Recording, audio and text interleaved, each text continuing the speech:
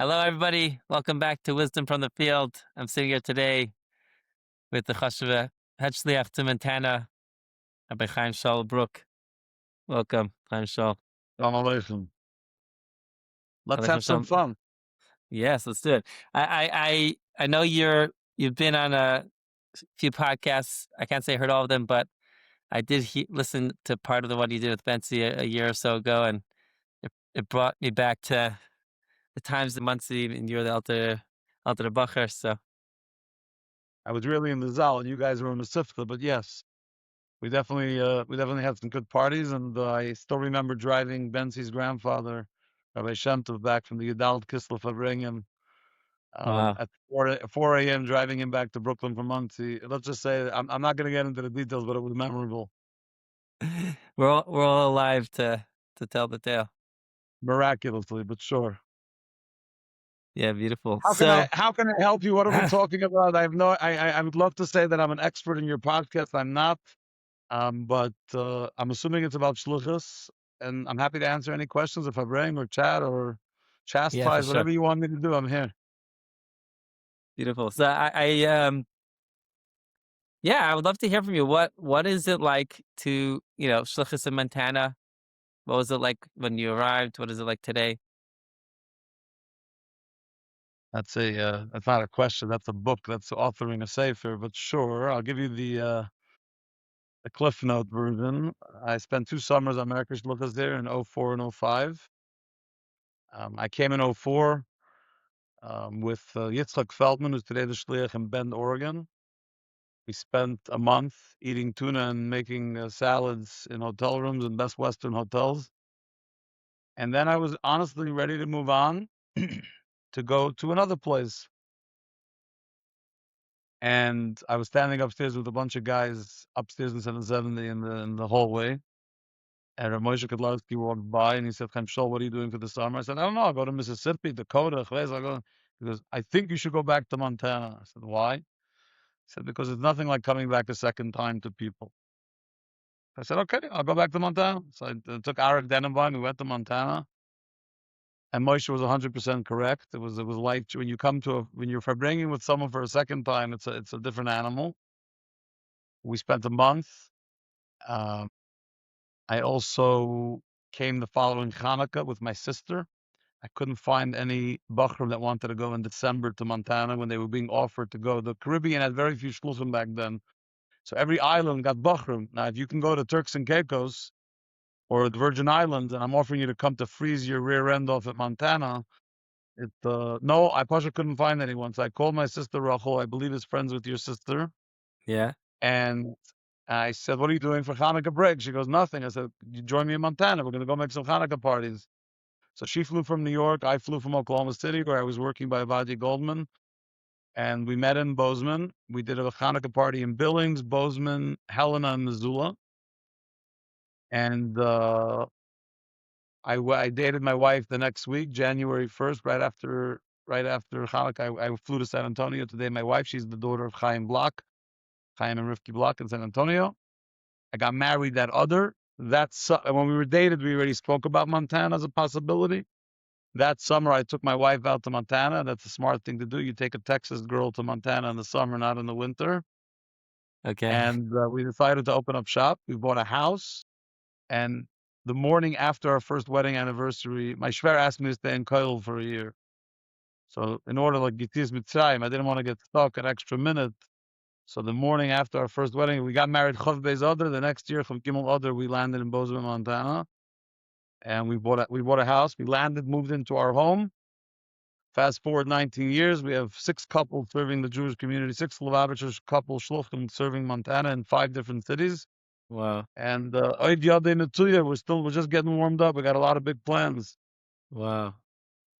So what was that like when you landed? What was Yiddishkeit like in Montana then? There was a couple of small reform temples with 2 or 3 part-time rabbis that either flew in or visited congregations temporarily, for a week, a month, or 10 days a month. I tell all the reform rabbis in Montana that all their job security is courtesy of me. Had I not Well, moved to Montana, they would never have a full-time job. But within 2 years of us moving here, they started hiring rabbis full-time. Oh, wow. But it doesn't matter because they don't keep them full-time. It's not shayach. The idea that somehow we are competition with the Reform Temple is a chinuch. It's not a truth. And if your Reform Temple is your competition, then that's good top and impeccable, and ask yourself why that is. I've joked for years that the Reform rabbis don't sleep at night in Montana. It's not me losing sleep over them. It's the opposite. And they should, because we are a force to be reckoned with. We are authentic Yiddishkeit. And there's nothing that can, when you're teaching Chassidus, right? If you're teaching Ranat, a Kudus and a Tanya, who's going to compete with you? What are they going to compete with? Or are they going to teach Martin Buber, and then somehow that's going to be a competition with the Rebbe Rashab? I mean, it doesn't make any sense. If you're alive and you have what to offer, and you're offering what you were meant to offer, you're not making Tu B'Shvat Darm, you're making it this Kislev Avrengens, then there's no competition. And if you're making Tu B'Shvat Darm, you deserve the competition. Enjoy. So what it's been like, it's been an incredible journey with like every shliach, the ups, the downs, the good days, the hard days. Obviously, in the beginning, if you would have asked me what the biggest challenge is the first 5-6 years, I would have told you finances, because living in a place with a small pool, with a small group of Jews, means you have a small pool of donors. Even a small pool, even if they all love you, it's still a small pool of donors. But obviously, fast forward, once you have children, the biggest challenge on shluchim is unquestionably chinuch.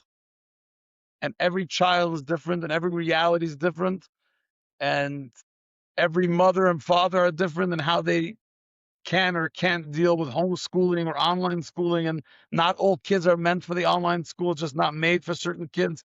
So chinuch becomes the number one challenge. How are we going to be mechanech children to be chassidim in whatever door we're in? As I said on Bentzi's podcast, I'll leave it up to the pontificators to figure out what door we're in. But in this generation that we're in, whatever number the generation is, it's an uphill battle on a good day chinuch. Even if you live in a frum community where you have the avir and the atmosphere.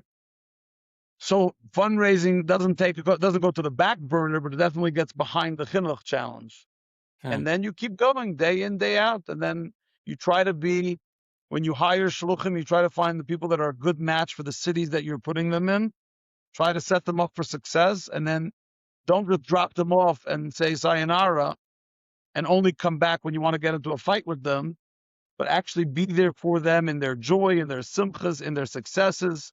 You know, today in Montana, all 5 couples that live there's another couple in Bozeman, but each of the cities, the shliach owns a home. As of 2 weeks ago, the 5th shliach bought a home. So they're not living in an apartment rental where they own a home. They're growing. I try to be in touch with them as much as possible. Again, I have my own achrayas and for my own community, but you build a team of people where it's not a top-down shluchas where your job is to boss people around, but your job is to be of support, as a friend, as a colleague, as someone that brought them to Montana to help them grow and succeed. I mean, the joke has been, anyone that's ever seen the contracts that I signed with shluchim, first of all, 2 pages, and it reads more like a fabrengen of what the goal is. Don't go to prison, don't break halacha, and go be mefis the mayonis in the greatest shturm in your city, in your county. I have a thing on my desk. It's always on my desk. It's a map of Montana, and it has the area that Rabbi Schneier and Chana Wolf are. You can't see the lines. The area where Rabbi Chet and Rachi Rogel, Rabbi Mendel and Vorlea Spiro, this entire shtetl, Rabbi Chaim Shaul Bruk, and then right here is the shtetl that I'm the one. And basically, it's a reminder who's in charge of Afatzah Mayonis in these areas, and where is the room for growth. Where can we bring more shluchim where they can be financially sustained? Financially, it's feasible financially, and there's Jews to be makarev. I mean, listen, there's too many Jews that still don't know chassidus in the world. Instead of worrying about territories and worrying about, who's donor, that donor, there's Pasha Jews that have never learned Tanya. I'm going to venture to say there's some Chassidim that haven't learned Tanya yet either. So we have a lot of work to do, and it's not just about who has more money and who built a nicer building. By the way, the Mormons here build beautiful buildings in Montana. What does that have to do? Since when did we become a movement about real? Right. So what does it look like with you and the other shluchim? Like what does it look like Pil Mamish? How do you create that environment within the shluchim that they feel supported and they're supporting one another? And First of all, financially, if you ever have an extra few dollars and you can share, it doesn't have to be millions of dollars. But a yontif comes, you should be able to help. You have a shliach, and you're the senior shliach. You should be helping the younger guys or the people that are younger than you with the shtatus and a yontif and a simcha and a this and a that. We wow. help when they purchase their first home. We help each shliach with part of the down payment, not the majority, but a significant amount. And also a support. I take it as a badge of honor that the shluchim in Montana call me when they're going through a situation with a balabas, with a, we always have these, situations you have to walk on eggshells and they're complicated with an intermarriage, with a this, with a that. I've been in Montana 19 years. I know the lay of the land. I could share from experience. And, when you're in a place for 19 years, you could also be the good cop, bad cop. In other words, I'm happy for them to use me as the bad cop who says, Okay. I'd Right. love to do that, but my senior rabbi in Bozeman, it's not part of our protocol. It's not, Right. we're not allowed to get involved in such kind of things. Things like, whether it has to do with tzionis, it has to do with reform, it has to do with this, that, or the other. I'm happy to take it on my places. Now, it doesn't happen every day, but when it's needed, it's always a possibility. And then these are your friends. You guys are living in the same state, in the same reality. Be there as a friend. And if you don't know what's going on by your shluchim, the ones that your shluchim, not my shluchim, but the Rebbe shluchim are in your area, then that's not a healthy relationship. So, head shliach, someone that's a senior shliach or the first shliach, whatever the term you'd like to use, their job is not to fire people. Their job is not to fight with people. Their job is not to spend the entire time while we're trying to bring Mashiach sitting in a din Torah, arguing about kiviyachol who's going to have the chance to be mepitz to mayonas when you don't have time to be mepitz to mayonas because you're busy fighting. It's Shnai about mitzvah learning b'talis. chassidus. It's about learning chassidus. It's about teaching chassidus. About teaching. Right? We got caught up in Afat Sayadus, but Afat Sayadus comes after Afat Mayonas. The goal is that to get to your Futsa Maynas Chutza. So the shliach has to be able to learn the Rebbe's chassidus on their own. And if a day goes by that the shliach doesn't open up the Rebbe's chassidus, whatever it is, I'm not a Lakut Sichas guy. I mean, I learn Lakut Sichas, but it's not my thing. My Morim are not my thing. I like the built-in Mugas Sichas. A lot of guys like my Morim. A lot of guys like the Shimas. A lot of guys. But how could a day go by that if you're a shliach representing the Mishaleach that you're not tapping in? That automatically, when you meet a Yid, first of all, you have a vart from the Rebbe to share. Like this morning, I was learning a mimer, and the Rebbe says that this generation's avodah is not bir hamidus. The avodah of this generation is bir machshava dibur ma'aseh. I was like, wow. So later, when I met with someone, I was already quoting to him that the goal in today's day, it's on your tongue. And then, of course, to teach chassidus. Was been gekommen? What? I moved to Montana for what? To raise money. I could have stayed in five. I could have lived in 5 times to raise money. I could have found Zaka. I could have been a fundraiser for Zaka. What I have to do? I didn't have to live in Montana for that. And I didn't live in Montana also to fight the wars for Israel. That's maybe part of the shluchus. The goal is yifutzu ma'asecha chutza. And the minute we forget that, we're toast. So that's, it's a very different perspective. Maybe you need to live in Montana to come to that perspective. Because if you Was wake up and you have to ask yourself, why am I living in Montana? For what? right. Chaim Shaul, let me ask you, did you, like your first day when you landed, was it Chav Gimel Adar? Oh, Was that was that your mindset, or was that something that has um first of come all, to you no, there's a over lot the of, time? there's growth. There's something called growth, progress. People that we are meant to be a people that grow. So you learn chassidus, you internalize, you realize that not all the things you experience as a child and the trauma of your education is really what chassidus Chabad is about. That all the, like I said on Bentzi's thing, that not all the machlekes and you got involved in, even though you were trained to believe that it's L'Shem Shemayim and you were fighting for the Rebbe never asked you to fight for him. He's going to do just fine without you fighting for him. I would say that when I landed in Montana, I definitely had in mind that every Jew and every Gentile in Montana should know who the Rebbe is. That comes through various ways. I've been writing op-eds in the local papers all around the state. Even in little towns that have, let's say, 1,000 people, go find some fayat, the newspaper. It's another 1,000 people that will hear about the Siddireinu. Go on the radio, go on the television. So I wanted the Rebbe to be a Shem Rebbe Shomer B'fi by every person in Montana. I think as we grew and you start asking yourself, hold on, I don't want to get caught up in the rat race of real estate, right? How big is your Chabad house? Who cares how big it is? And we used to joke as Bachman, the guy, the shliach said he had wall-to-wall people. And then you went and looked at the Chabad house and you realized the wall from one wall to the other is only about 6 feet. So of course it's packed wall to wall. And in that world of COL, I just saw this morning a shliach posted, a shliach very far away from New York, posted pictures of his dinner. And for who?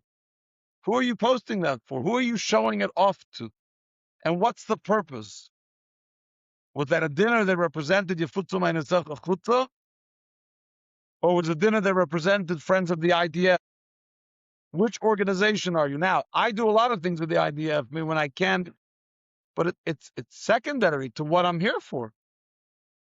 So it took time. I think every shliach has time till they have to ask themselves, what is it really all about? After ready, I remember Chesky Wolf, my classmate, my friend. I was in the New York Post when I moved to Montana. There was a headline, Yippee Ki Oy. What is But it? they Okay. play on words, Yippee Yeah. Ki sort of a Western type of thing. So he called me, he said, Chaim Shaul, the joke's on you because now you got all the PR, but now you have to actually live in Montana. Right? And I think you get through the initial stages, the excitement, the ooh, wow, I'm going to get einem in the Welt, and then you have to sit down, preferably with your wife, the shlucha, and figure out what are your values? What are you actually trying to accomplish? Because if you get caught up in that rat race and you live in rural America and you're trying to compare yourself to a building that goes up in Miami or a building or a Chabad house that went up in Georgia or some big city, you're setting yourself up for inner feelings of failure. Because in Montana, your success is not, the barometer of success is not the size of the building. And for example, in my community, I've made 1 or 2 dinners. But in my community, dinners and awards and honorees is not a thing. It's not their language. It's not their language, not their love language, not their interest. They're not interested in putting on a suit. They're not interested in coming to your dinner.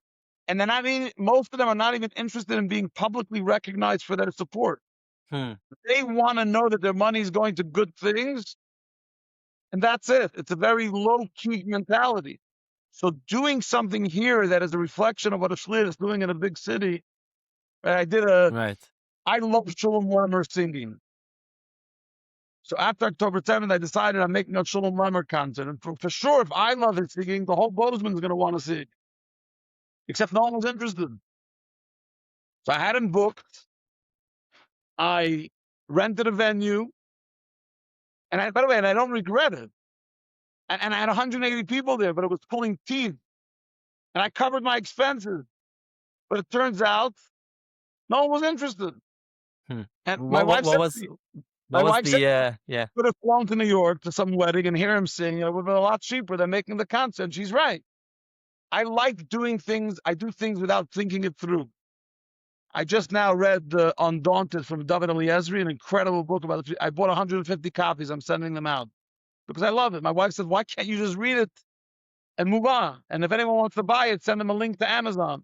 I like doing things with Agresa for them, and there's risk involved in that.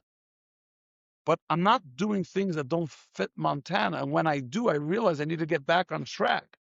You know what people in Montana love, and it doesn't cost any money? Sefer Tanya Kadisha. I gave a shir for 10 years every Sunday morning in Sefer Mamorim Yiddish from the Friedrich Rebbe. I would translate it, obviously. But that's free. It doesn't cost money to teach Chassidus. It takes time that you actually have to prepare and learn Chassidus. But we can't forget the core of why we're doing what we're doing. And honestly, when you go to the Kinas HaShluchim, when you read the Shluchas magazines, it's all this ritzy glitzy stuff. And it's a big turnoff for me. Because I don't want to sit there and learn about your buildings. If I have a friend who's a shliach, has a beautiful building, and he was able to, I'm very happy for them. But I also, for example, I don't like debt. I don't want to wake up every day of my life paying a $20,000 a month mortgage so that I was able to impress someone on COL with a building that no one needs in my community. And so debt, I ask guys all the time when they tell me they buy buildings, how much is your monthly mortgage? And they give me numbers sometimes. I want to fall off my chair. Like, how would you want to wake up every month and have to raise that kind of money? Hmm. So I have a very different mentality that Right. 19 years in shlichus, I'm not walking around with debt. I don't Wow. want it. I want to sleep at night. I want to smoke a cigar at my mensch club without having to think all day about whichever, about Bank of America. So what you're saying is about remembering like the ikir, what the ikir is. It's not about, external achievements. It's about, changing a person's life, teaching chassidus, etc. But on a fatalistic level, what does success for you, in your city look like? It's not big fancy buildings, but what does it look like? First of all, I have a beautiful Chabad house, by the way, and it has no mortgage, by the way. Wow. Now, it's not a $10 million building. It's only 1.25 million, but there's no mortgage. But my point is, I'm not saying you shouldn't have a nice building, but it's not about the building. Success, I mean, success is a big word on a lot of different levels. In every community, I think it means different things. Obviously, I'm a bus of a dumb, and I enjoy having big crowds, whatever big crowds means in Montana at my events. But when 18 people are sitting in a room at a JLI class on a Tuesday at noon learning Torah, for me, that's success. When a guy tells me that he stopped making coffee, a coffee lover, stopped grinding and making his coffee on Shabbos and instead put up a chinuch Hmm. to make his coffee Wow. like he is supposed to on Shabbos, that's success. When a girl who made Aliyah, young woman who lived here, made Aliyah, called me last week that she found a Jewish guy from Mexico City, a Yiddish guy, and they're going to get married. So it's not going to be Baruch Hashem. She's not going to be into marriage. She'll marry a Yidden, and I'm going to go Merkos Shlichus to Eretz Yisrael to officiate at their wedding. To me, that's obviously the greatest success. Wow. So I think there's different successes, but it's always about the individual. The successes are about the individual people that we interact with and their successes, which is all about their growth in Yiddishkeit. And I think you could appreciate individual people's growth when we start living a life that's growth, it's guided by our growth. We Cool. cannot be Right. a person, we cannot be people who don't grow ourselves, but expect everyone around us to grow. Right. Right. And so there needs to be more conversations about our own growth and recognizing that what we were when we were 24 is not where we have to be when we're 64. Right. So, great Nakuda. And what would you say about that? What does growth for you look like today? Growing as a yid, as a chassid. The hardest thing in the world, we all hate change. Especially, I mean, I'm a creature of habit. I mean, I love who I am, what I do, but change comes in different shapes and forms. Listen, children bring us to change ourselves.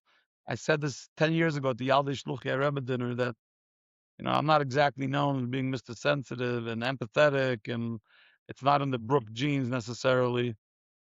But then God gives you a child with special needs, and suddenly you become the most soft, sensitive person on planet Earth. And then when you see a kid screaming on the plane, instead of wanting to shoot them, you say, "Oh my gosh, maybe that kid also has special needs, and God knows what that parent is dealing with, because you're dealing with it." So you suddenly change, and then everything else that happens in your life, in the community, in your family, and it helps you grow in your marriage. I think in shluchus, one of the hardest things about shluchus is for a couple who's running a business together, which shluchus is an entrepreneurship that we do together, where you have to bounce off each other and you have to be on the same page, and you're also married to each other. So you're raising children Right. together, you're dealing with challenges together and money issues together. There's constant work to be had in growing. I work on my marriage all the time, and we work on it together. I mean, it's not, my wife and I are not shy about talking about that and even getting outside support for that, because what a normal couple has on their plate when they're running a Chabad as a married Lubavitcher couple in Hudson Futz, wherever you're living, is a lot. You add to that some more, but in our case, I mean, we have 5 adopted kids and special needs. It's a lot. We often forget that most human beings don't spend their life fundraising and caring about people that are incarcerated, people that are in hospitals, people that are in nursing homes, nutniks who have major issues who project it onto you and make you feel like garbage in the process, and then just the regular things that we do to run a Chabad house. And we're doing all of that, and when we finally have a moment to break, to breathe, right? Someone once asked me, what's the greatest thing that ever happened by bringing shluchim to Montana? I'm like, that I can go on vacation and not have to live in trepidation that the old lady that I know in the nursing home will die while I'm gone, and I'm going to have to arrange a tahara and a burial from my vacation, my family trip that I've been planning. So now I could just say, hey, I call Chesky Missoula, I call this one here in Schneer. I'm like, I was once on the train going from DC to New York from the 8-pack convention, and a guy died, and I called Schneer in Kalispell, Schneer, Wolf, and I said, Schneer, have you ever done a tahara before? Because you're about to be doing one. And he Huh. got on it. He drove 4 hours, three or 4 hours in a blizzard. He went to Great Wow. Falls. He did a Tara, but having backup because we are trying to be everything for everyone, and that takes a real toll. So growth means learning how to have boundaries. Growth means learning how to show up as a spouse and a father. And growth means recognizing that you are imperfect, despite what your mother, in my case, my mother and my bubby, who told me that I was basically the second coming. I mean, basically, they told me that I was the greatest thing to ever live. That I believe them. To recognize that that I have flaws, and that the more I work on birur hamidus, despite what I said in the beginning, when we talk about Sfira Saimer, that taking each Sfira and saying, how can I be a better, more understanding, more empathetic, more sensitive shliach, father, husband, son. That's what growth looks like, and it doesn't ever end. The growth is something we work. That's what chassidus is. Become Right. a more refined character, so we can bring Mashiach and make our world more refined. And that doesn't happen when you're killing each other over bringing Mashiach, or who should bring Mashiach to this block or that block. I got a shliach joked with me last night. He sent me a WhatsApp that he's in Rosebud, Montana. He was doing a road trip with his family. He said, I just wanted you as a head shliach to know that I'm in your state. I said, actually, you're in Rabbi Shkedi's territory, and before you put on tefillin with anyone in that city, you better call Rabbi Shkedi and ask for permission, right? So there's humor involved, but I mean, we have issues. We have issues as a community not appreciating and celebrating other people's successes. I was just in Wyoming a few weeks ago. Rabbi Zalman Mendelssohn made a bar mitzvah, and I saw his new building that's going up after many years of hardship, a mikveh and a shul and a house. Be happy for another human being, right? In Hebrew, there's that term, firgun, lefargen, to be happy for someone else's success. Not Right. jealous, happy. That's a big deal. Wow, beautiful. What taka did you say? What would you say you found um, helpful in going back to for what you said earlier about, as a couple carrying all the different layers and different hats? Like, how do you make sure that you know one of the roles or some of the roles don't get overwhelmed by the other ones? Sometimes it will. That's part of life. We have misaligned priorities and things get in the way. And in my particular case, um, I get overwhelmed by financial stress.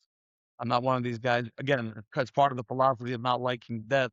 So when things get overwhelming, then I end up. I would like to believe that I can leave the financial stress outside my home. I've tried, but in Lupoil, my wife could see right through it, and she's like, "What's going on?" And I'll say nothing for 12 hours, and then tell her, that this credit card bill came, and I'm really unhappy.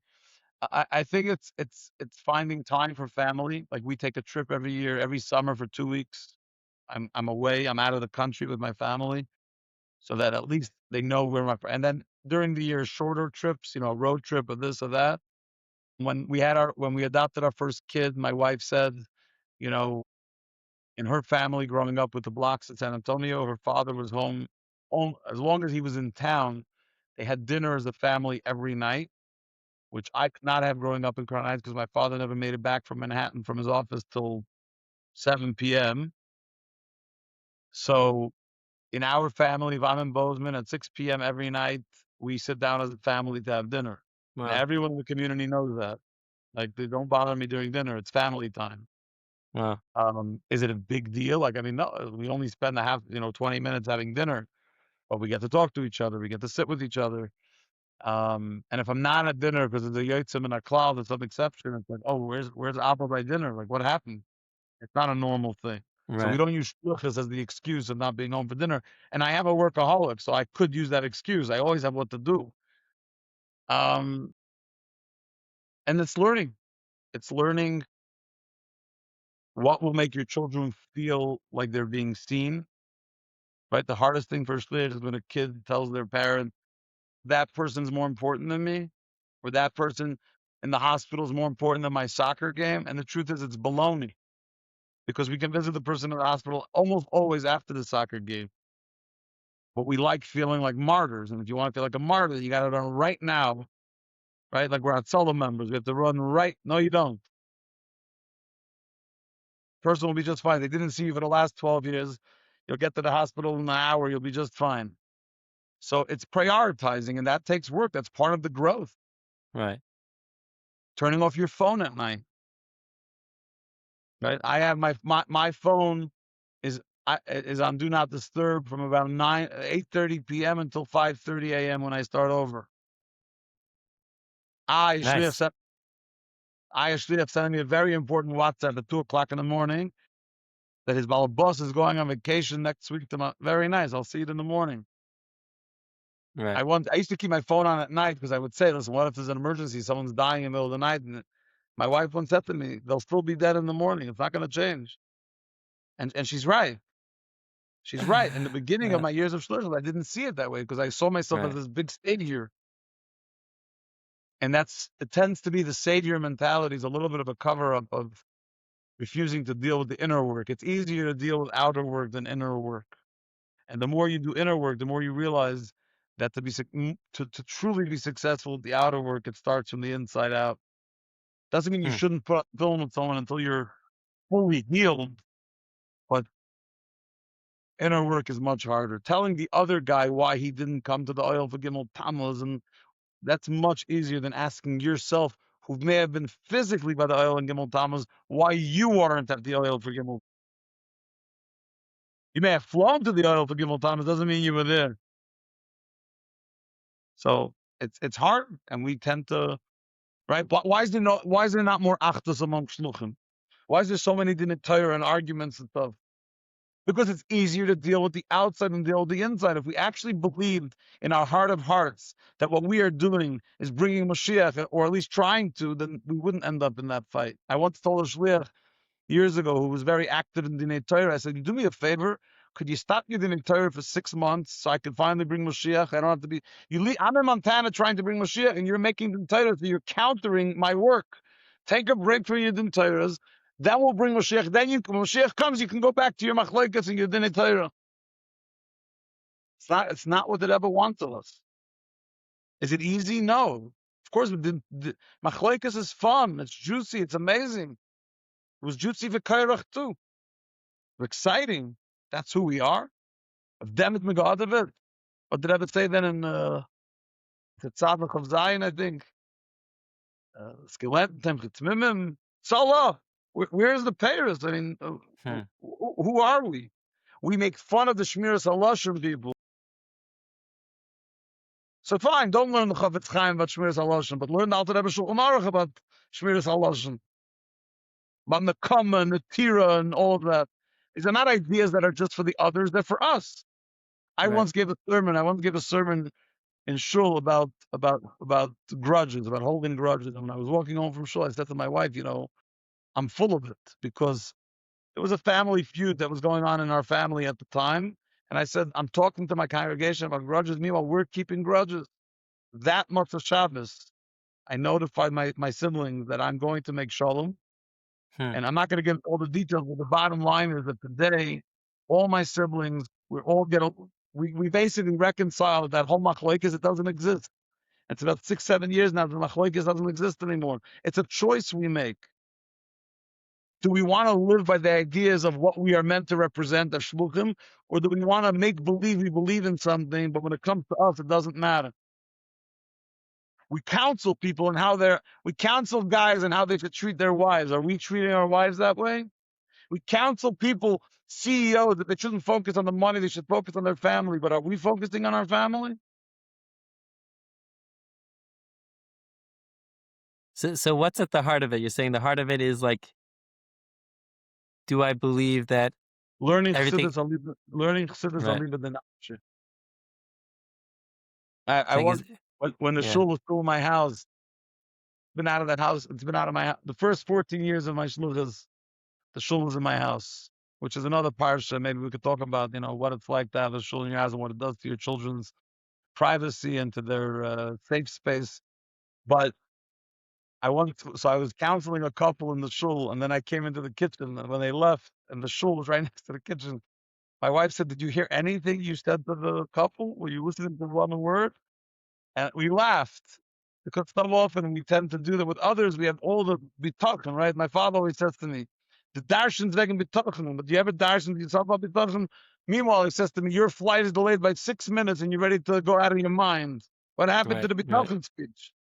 So it's about being real, and I have to give credit where it's due. I was your typical hothead, Chassidish Bacher, whatever, fighting for all the good causes. Right? How much of my time could I spend talking about the Rabbanan and Rebbe Groner and all the good stuff? And then I married a girl who grew up in an innocent, beautiful home on Shlichus in Texas. All the stuff was meaning. She had no idea who these people were. It's like last week, someone in Shul was talking about Graham Plattner, this guy who's running for Senate in Maine. And my wife is like, not who, what Graham Plattner? And the whole table in Shul burst out laughing. How could it be someone who doesn't know? And she trained me through her role modeling that there's another way. There's a way where when you talk about self-growth, about growth and about progress and about change, it's not just theoretical, it's real. And you say, a shliach called me, a good friend of mine actually, we do a lot of work together, called me about a year ago. And before I could even say hello, he starts saying on the phone, Chaim Shaul, did you hear about that? Did you hear about it? And I'm fill in the blank. So before I answered, I said, Mendy, just let me know in advance. This phone call is going to include how many Averis. Lashon Hara, Chilus, Barim, B'Telem. I just want to know in advance what I'm getting into. He said, forget it. And he hung up the phone on me. Right? And again, he was a friend and I can do that. But that's the truth. Like, I'm sitting in my office trying to bring Moshiach, trying to think of another program that will inspire Jews, another way to teach the Rebbe's ideas. And you want to talk to me, Lashon Hara, now about something that is irrelevant to Mandat, has zero connection to me and my shluchas and my family. Ki huzeh. It's like when I got my dogs. By the way, we got dogs, therapeutic. We got dogs because therapists told us it would be good for some of our kids. And on my own social media, I posted about it. I found out later that our shluchim busy discussing Chaim Shaul's dogs. He says, you have nothing better to do. What do you do for a living? What do you do for a living that you have time to discuss my dogs? Because I don't talk about your kitten. I don't even talk about your kids. So I want to know what it is you do in your shluchas that you have time for that. Like I said to you off the mic, I think it's a great word from the Kotzker, and I love it. That he wasn't upset that his Siddim did Averas. They sinned. He was upset that they had time to sin. And I think that's the biggest demand that ever is going to demand of us. Is how do we fill our days? How much of our days and how much of our time was filled on things that have nothing to do with our role on this planet? Not even our shluchas. Human beings. How much of it has to do with us and how much it doesn't? And if it doesn't have to do with you and your role in this world, why are you spending time on it? For what? Is it your time to waste, to destroy? I mean, it makes no sense. Well, that's beautiful. You remind me as you're talking before about, believing in what you're teaching. Um, I think I heard this when I was in Rabbi Saul Friedman's shir back in Alitera. He was saying once, he was like, why was it that Dafka Avram Avinu he's living a whole generation that, believes served an idol. Why Dafka he, questioned. They said, Avraham Avinu believed, like he was told to believe, these idols, and he believed with an MS, but because he believed it, he was like, this can't be it. By the way, So, that's a famous story with Gan Yisrael, when that kid came home, from Elimisha kid came home and told his father that he learned in camp that Mashiach's coming. So his no. father, "You didn't know that before you went to camp?" And he said, no, they really mean it. It's a famous line from the 50s, from Gan Yisrael, when Gan Yisrael, 60s or 50s, when Gan Yisrael opened. No, I mean, there's no question. Rabbi Yisrael Darren, who came to our first time we hosted a Montana Jewish retreat at Shabbaton in a hotel, him and his wife Vivi came, and I was driving them back to the airport, and we were arguing about some Chabad political thing. And about a week later, I got an envelope in the mail and I had a bumper sticker, which I think I have somewhere still in my office. It says, "Don't believe everything you think." Hmm. And it was a great line. I think we get so caught up in believing, you know, things that we have to fight for, right? This will tell you. And by the way, I spent many years at fault for it. Many years fighting for Merkos, of fighting for Machnam, fighting for this. And I have principles. I don't break my principles. I'm a very principled human being.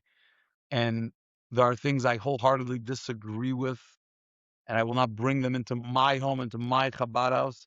But spending time arguing and debating and trashing those entities, that's not. In other words, you could disagree without spending your time and wasting your time on it. Right. I think that's where that's where a lot of the growth has been. Not so much in the principles. My principles haven't changed that much. But what do you spend your time doing? And as a shliach, especially if the Rebbe entrusts you to a state, you have time to talk about Merkos with a Jew that lives 2 hours away from you that never put on film. What are you doing for them? A guy once asked me, a shliach once asked me when he heard that I'm bringing Merkos shluchim, he said, "How much does it cost you to bring Merkos shluchim?" Before we had shluchim in Montana, other shluchim, I'd spend an average year about 8 to 10 grand bringing Bachram to go to all these corners of the state. It's a big state. It's the 4th largest state in the union. So he said, I said, it cost me anywhere from 8 to 10 grand. He goes, how do you justify that? And I remember hearing that, like, what do you mean by justify? Justify to what? To who? If you're talking about Fatsa Mayonis, then what's gonna, even for one Jew, it's worth it. If you're talking about as a business entrepreneurship, then I don't know, I can justify anything I do. I Right. don't even know if I can Right. justify being in Montana altogether. I once told the shliach, because we bring a lot of guest speakers. Probably over the years, we've had over 100 guest speakers that come to the Chabad house to speak. Shluchim, shluchim speakers, all from. We only had one speaker in all those years that wasn't fair with the mitzvahs, and that was Eva Schloss, who was the half sister of Anne Frank, and I consulted with Rabbi Krinsky, and he told me to bring her. And we had 1,400 people in Bozeman, which was a crazy amount of people that came Hmm. to hear. But Wow. generally, my philosophy is that if I'm bringing a speaker to my community, it needs to be a Shemer Torah mitzvahs. Otherwise, what am I doing? Why am I asked? Why am I bringing a representative of Judaism that isn't a Shemer Torah mitzvahs? It makes no sense. And so a shliach once asked me, a shliach in the west part of the United States, said to me, I mean, what do you tell your balabatim about how much you spend on these speakers? I don't work. They're not my balabatim. I have one balabas. I have a lot of donors, supporters, partners. They're not my balabatim. So don't know aim balabas, and that's the siddur. And if I believe that my community needs to hear from this speaker for a Shabbos, I don't have to explain it to anyone. If my donor doesn't want to support it, doesn't have to. I think we create the system of values, and we should want to fill every minute of our day with creative ways to be made with the mayonas that not a Jew in the we had a few weeks ago we had the Rabbi A.Y. Pearlstein from Salem, Oregon, with his neo-Nazi friend that he converted in jail to love Jews. They came together to speak. And one of my friends in the community, a guy, heard this former neo-Nazi talk about the Rebbe, and he says to me after, he goes, Rabbi, I got to learn more about the Schneerson. Wow. So what happened? 3 days later, a box arrived at his house from Amazon, from me, with four books about the Rebbe and of the Rebbe's Torah. Let him learn. He's going to read them. We can't forget what we are meant to be doing. And the minute we do, I told Randy Kolarski once, he should call me when he does, see Goyim. Hmm. Right? We have see teens, see this, see Goyim, call me. I'm in a state that has 5,000 Jews out of 1.1 million people. You do the math. The Rebbe didn't just entrust me and the shluchim to Montana just to the Jews. Chalila. Our job is to inspire and uplift the entire state, which obviously includes guiding and uplifting and educating the entire, whether it's Sheva Mitzvahs or moment of silence or B'chlal to have another. That's my job. Right. By the So way, I saw once a Fabrein that was talking about. No, I think it's a Sikha about part of teaching Shav mitzvahs, like like the whole Sha'ar Yichud could be included in that, like yeah, Achdas Hashem and I think it's actually a letter of the Rebbe about Yichud for Goyim. But what's the shaila? So I don't meet a guy in the store. A shliach once asked me, I don't understand, when you have coffee with a guy, what do you talk about? And I looked at the guy, what do you mean, what do I talk about? He's another human being on planet Earth. Now, given I'm a social, I love socializing, so it's not a problem for me. But that's your job. For heaven's sake, don't become a shliach and you can't deal with goyim. First of all, you can give them the opportunity to become shutfim the Rebbe's avodah. There's incredible opportunities where goyim want to be shutfim in bringing the Rebbe's wow, message to the world. right. But your job as a shliach, I think Rabbi Levitin in Seattle, who was the first shliach to the Pacific Northwest, and back in the day that included Alaska, Alberta, British Columbia, Montana, Idaho, Oregon, Washington. That may be it, but I mean, it was a big area. And I think he said Rabbi Chaim referred to him as the gubernator, that you're the governor, you have to see yourself as the governor. Imagine if a governor says, I only cater to part of the state, not to the other part of the state. So I've always lived with that. My job is that I walk into a grocery and someone says good morning, or I say good morning. It's an opportunity to make another human being love. Shem Shemayim Misayev Al Yodcha. Is that happening every day or not? Or you're sitting on your couch scrolling COL on some WhatsApp group talking about a ksaviyad from 50 years ago that's irrelevant to your life. Right? Someone asked me once if I saw the new ksaviyad. I said, I don't know. There's 70 chalakim of Teres Menachem and 50 of them are still Pirsum Rishon for me. So I'm up to Chelik Chavzayin or whatever. It's all Pirsum Rishon. I don't need to have a ksaviyad that you found in your basement. The whole thing is all Pirsum Rishon. So it's about distraction. We are so easily distracted by things that are totally irrelevant. And if we want to be focused on the Matorah, what are we here for? So first you have to ask yourself, what are you here for? Both as a human being, as a Yid, and as a shliach. And then what are you doing with your time to accomplish that? Wow. But again, I don't walk around preaching this. You asked me a question, I'm answering. No, in general, I don't I'm preach giving anything. I'm giving you a platform to preach. I'm good. I just think that if people wonder why, right, tzloch and zman could mean a lot of things, but it definitely can't mean that you roll into your office at noon and wonder why from noon to 3 p.m., when you had no plan for your day, you had no agenda for your day, you had no new mitzvah for your day, how's the Rebbe today getting to the masses of Montana? And it's not by you discussing a ksaviyad on WhatsApp. And it's not by you getting involved in a machlekes that has nothing to do with you or bringing Mashiach. And it's not by staying up till 3 o'clock in the morning, falling asleep on your couch with your Rambam. I find it quite ironic that the same people who scream at me that we came again a tug on the Rambam, right? Because it's the priority that the Rebbe gave us to learn Rambam, they leave it for the last thing of the day. Such a priority. Why did you leave till 9:30 at night or 11:30 at night to take out the most important thing in your day? Why not 5:30 in the morning, 6:30 in the morning? So we got a lot of stuff, and it boils down to a lot of distraction, which leads to a life where you have no purpose. And then, of course, you get jealous when you see another guy have a building. What you don't see on CUL is how much chaylas the guy has with the building, and how much maintenance headaches he has with the building. Which, by the way, they don't have to. There's plenty of beautiful buildings that don't have that. But I would like to advertise the story, my wife and I live by that story about Shmuel Gerari, where all the Chassidim were sitting around talking about their miracles. Yeah. And he said that the Marash, the Rebbe Rashab told him to invest in the forest. And he invested a hain atzum, it says, an incredible amount of money. And he lost all his money because the river froze and they couldn't transport the lumber. So the other Chassidim, the Belza and the Gera, and they all asked him, what's the miracle? And he said, the miracle is that I'm a chassid. To me, that's the biggest miracle of shlichus. It's not the buildings. It's the guys who are still fighting the good fight without the buildings. They want a building. They may even need a building, but they didn't boil their whole shlichus down to a building. And we have to move away, because for every building you see on COL, there's not a guzma. For every building you see, there's 200 shluchim that are accomplishing in Afatz Mayanas in incredible ways, and they don't have buildings, and some of them may never have a building because they live in places where that's just not going to happen. And so what? So what? You roll in, if you ever been to rural America, you roll in, I don't know, to Spokane, Washington, you roll into Boise, Idaho, you roll into Sioux Falls, South Dakota, and you see what guys are doing and the impact they're having on communities without a building, just with a pair of tefillin around there or strapped around them, and with beautiful Shabbos dinners. So they don't have the glory. They can't show off their building. It was us. I was in my house for 14 years. I needed a building, partially because there was no room anymore in my house, and my daughters were getting older, and it was not comfortable. I never felt less than.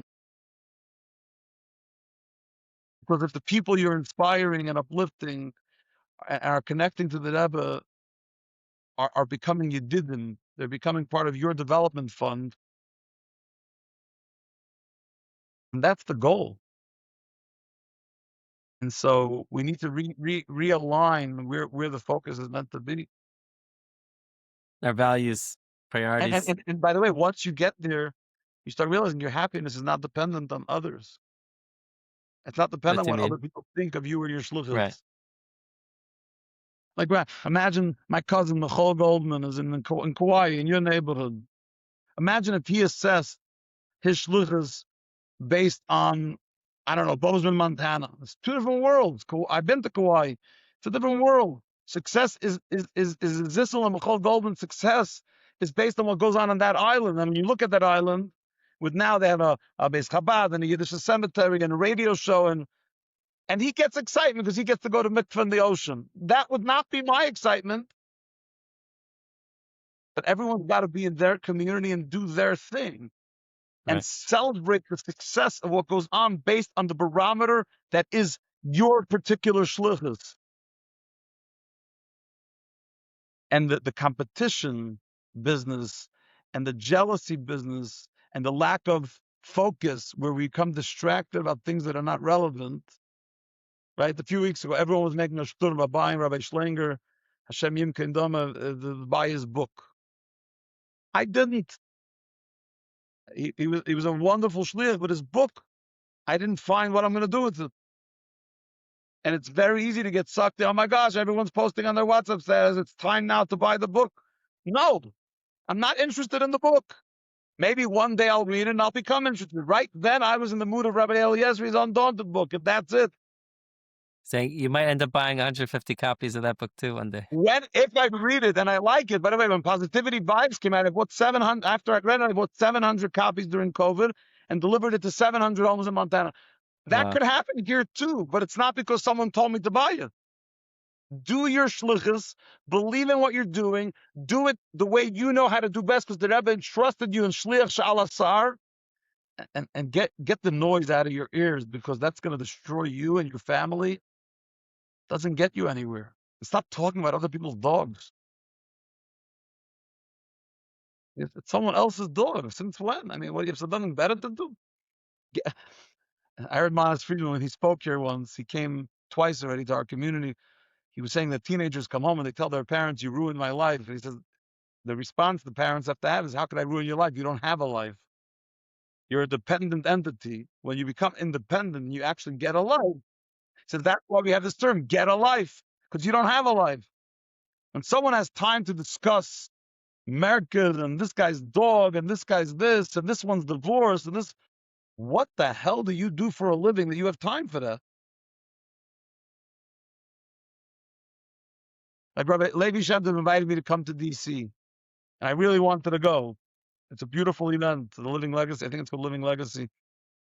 I wanted to go, but to me it was a cheshbon. From Montana, I would be basically 4 days away from home. the day to travel there, 2 days of the event, and a day to travel home. Even if I could squeeze it in 3, it wasn't doable.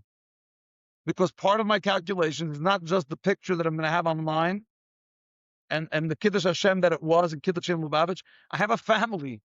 I have a Chabad, and that is my priority. A guy asked me to come speak Gimel Tammuz in Toronto.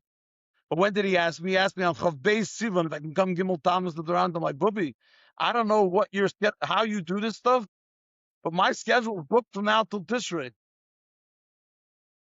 So we have to become a more focused people and live with the Rebbe's Torah.